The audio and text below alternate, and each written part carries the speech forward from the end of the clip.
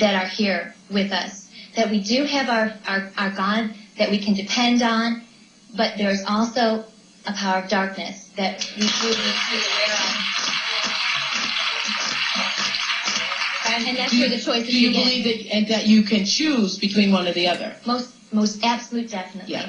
Now Marianne Williamson says in her book, Return to Love, that we're always walking in the direction of one or the other, that all of your actions in life, either you're moving toward the darkness or you're moving toward the light. Right. She calls it fear and love. There's this wonderful book called Ishmael by Daniel Quinn, which is, anyway, it's a gorilla talking, but anyway, it talks about one of the points it brings out is one of the mistakes that human beings make is believing that there is only one way to live. That's and right. That we don't accept that there are diverse ways of being in the world, that there are millions of ways to be a human being, and many ways, but many paths to what you call God. And her path might be something else, and when she gets there, she might call it the light.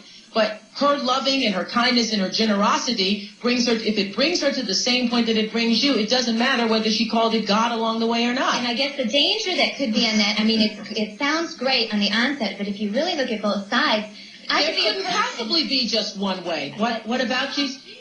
What about Jesus? And you say there isn't only one way.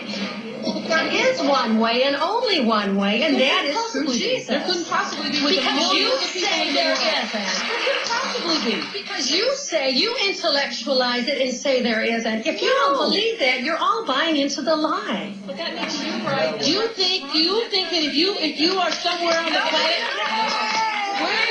if you're somewhere on the planet and you never hear the name of Jesus, you never hear the name of Jesus, but yet you live with a loving heart, you lived as Jesus would have had you to live, you lived for the same purpose that Jesus came to the planet to teach us all, but you are in some remote part of the earth and you never heard the name of Jesus. You cannot get to heaven, you think? And that is covered in the scriptures, too. People are talked about that. God knows the heart. Does God care about your heart, or God care about if you call his son Jesus? Well, you know, Oprah, Jesus cannot come back until that gospel is preached in the four corners of this earth. So, figure it out. Okay, I can't get into a religious argument with you. It's not religion, Oprah. I can't get into a religious argument with you. John.